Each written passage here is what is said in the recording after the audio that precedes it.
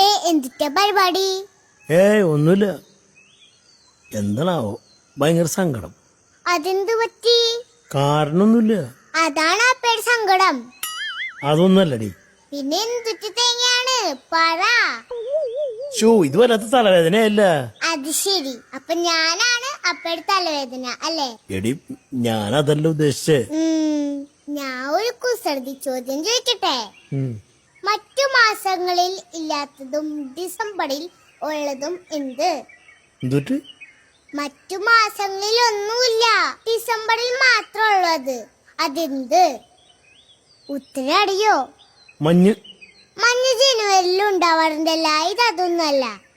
എന്നാ ഞാൻ തോറ്റു. എന്നാ ഞാൻ പറയട്ടെ, ഡി. ഡി എന്നുള്ള അക്ഷരം ഡിസംബറിൽ മാത്രമേ ഉള്ളൂ, വേറെ മാസത്തിലൊന്നുമില്ല. എങ്ങനെയുണ്ട് എന്റെ ചോദ്യം? അടിപൊളിയുണ്ട്. എന്നാ ഞാൻ ഒരു ചോദ്യം ചോദിക്കട്ടെ? ചോദിക്കപ്പേ, ഉത്തരം പറയാൻ എനിക്ക് കൊതിയാവണ്. മഹാത്മാഗാന്ധിയുടെ മകന്റെ പേരെന്താ? പറ.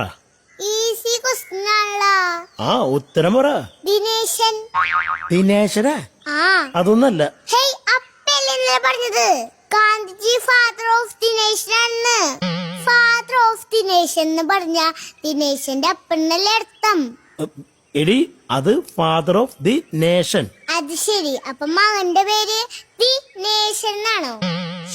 ഈ ഫാദർ ഓഫ് ദി നേഷൻ എന്ന് പറഞ്ഞാല് നമ്മുടെ രാഷ്ട്രപിതാവ്, അതാണ് അതിന്റെ അർത്ഥം. മനസ്സിലായ? അത് മനസ്സിലായി. എന്നാ ഞാൻ വേറെ ചോദ്യം ചോദിക്കട്ടെ അപ്പയോട്? വെള്ളത്തിന്റെ രാസനാമ അപ്പച്ചടയോ കെമിക്കൽ നെയിം? അറിയാം. എന്നാ പറ. നിനക്കറിയോ? അറിയാലോ. എന്നാ നീ ആദ്യം പറ. HIJKLMNO. എന്തുട്ട്?